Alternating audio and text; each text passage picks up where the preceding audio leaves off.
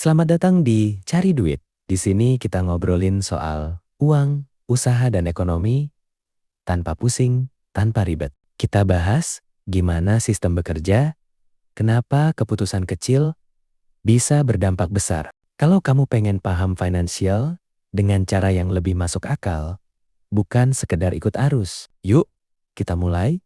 Kita tumbuh dengan keyakinan ini. Indonesia negara agraris, tanah subur, petani banyak, harusnya kaya. Tapi realitanya petani identik dengan miskin. Anak petani disarankan jangan jadi petani. Harga pangan naik, tapi yang menanam justru hidup paling tertekan.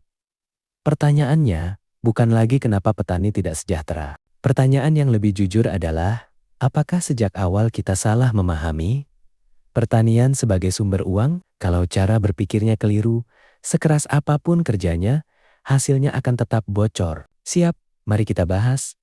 Dalam beberapa tahun terakhir, isu pangan terus muncul di berita nasional.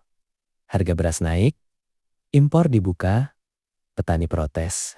Pemerintah bingung menyeimbangkan antara konsumen dan produsen. Media menyambutnya krisis, tapi jarang yang bertanya, krisis di level sistem apa? Data BPS menunjukkan kontribusi sektor pertanian ke PDB masih besar.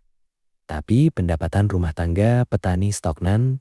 Bank Dunia juga mencatat produktivitas pertanian Indonesia tertinggal dibandingkan negara dengan kondisi alam yang jauh lebih buruk. Artinya, ini bukan soal tanah atau cuaca semata. Masalah utamanya adalah cara kita memahami pertanian sebagai aktivitas ekonomi. Kita memperlakukan pertanian seperti pekerjaan bertahan hidup, bukan sebagai mesin pencetak nilai. Petani didorong untuk produksi, tapi tidak pernah benar-benar dilibatkan dalam pengambilan keputusan ekonomi. Kapan tanam? Apa yang ditanam? Untuk siapa? Dengan struktur biaya yang seperti apa? Di titik ini, pertanian tidak pernah diberi kesempatan menjadi alat pembangunan. Kekayaan, petani hanya jadi alat menjaga stabilitas sosial dan politik. Asal pangan ada, urusan selesai. Padahal, kalau kita jujur, pertanian adalah sektor yang paling kaya data.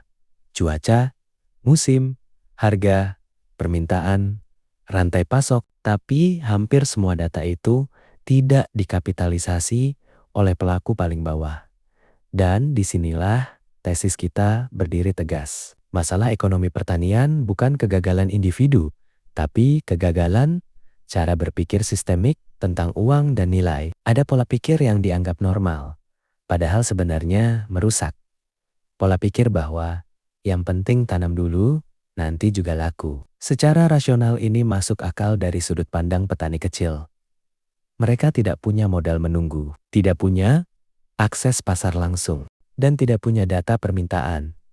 Jadi, keputusan terbaik yang bisa mereka ambil adalah mengikuti kebiasaan kolektif. Masalahnya, ketika semua orang berpikir rasional dalam konteks sempit, sistem secara keseluruhan menjadi irasional. Inilah yang disebut kegagalan sistem insentif. Petani diberi insentif untuk produksi, bukan untuk nilai. Mereka dihargai dari jumlah panen, bukan dari margin. Akibatnya overproduksi terjadi bersamaan. Harga jatuh, dan resiko selalu ditanggung pihak paling lemah. Di sisi lain, rantai pasok panjang menciptakan asimetris. Informasi, tengkulak tahu harga pasar. Distributor tahu permintaan kota. Petani hanya tahu satu hal, hasil panen hari ini harus dijual buat bayar utang pupuk urea, pupuk Posca, pupuk 16-16-16. Ini bukan soal niat jahat individu. Ini soal struktur yang membuat keputusan buruk menjadi satu-satunya pilihan yang masuk akal. Tambahkan faktor internal, perubahan iklim, volatilitas harga global, kebijakan impor mendadak. Semua ini membuat pertanian semakin tidak bisa diprediksi. Sementara petani justru diminta lebih sabar dan lebih ikhlas. Dan disinilah kebohongan terbesar terjadi. Kita mengira masalah ini bisa diselesaikan dengan mental kuat dan kerja keras. Padahal, ini masalah desain sistem ekonomi. Ada 3 mekanisme inti yang harus dipahami. Kalau kita ingin mengerti kenapa uang di pertanian selalu bocor. Pertama, pertanian bekerja dalam logika komunitas. Artinya bisa diganti. Beras.lu bisa diganti beras orang lain. Cabai, kamu bisa ganti cabai dari daerah lain, bahkan dari negara lain. Dalam sistem seperti ini, harga selalu ditekan ke bawah. Kalau kamu hanya bermain di level komunitas, sistem pasar akan selalu merespon dengan perang harga. Dan dalam perjadi, apa yang bisa dilakukan tanpa jatuh ke jebakan tips kosong? Pendekatan pertama, berpikir dari permintaan, bukan produksi. Kalau kamu punya akses pasar spesifik, restoran, komunitas, bayar tetap, baru produksi masuk akal.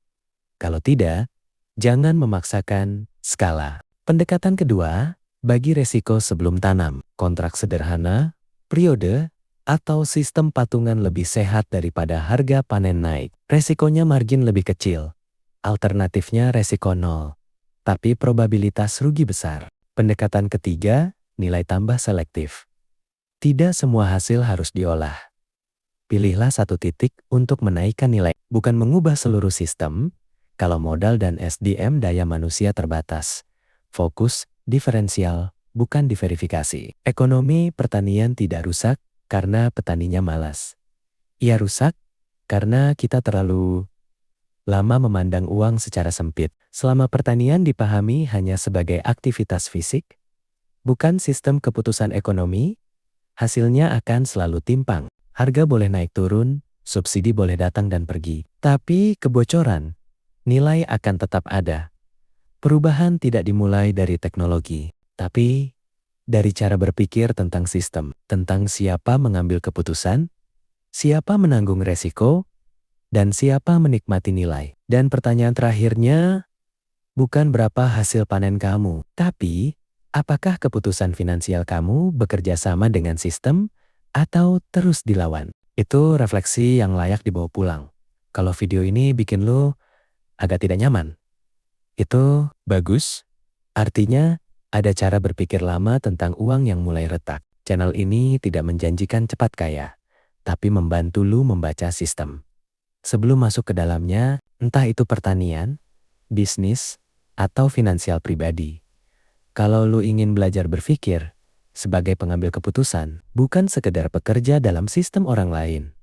Subscribe channel ini bukan karena semua jawabannya ada di sini, tapi karena pertanyaan yang kita bahas jarang dibicarakan di tempat lain. Dan kalau lu punya sudut pandang yang berbeda, atau justru hidup di dalam sistem pertanian itu sendiri, tulis di kolom komentar. Diskusi yang dewasa selalu lebih bernilai daripada jawaban yang selalu sederhana.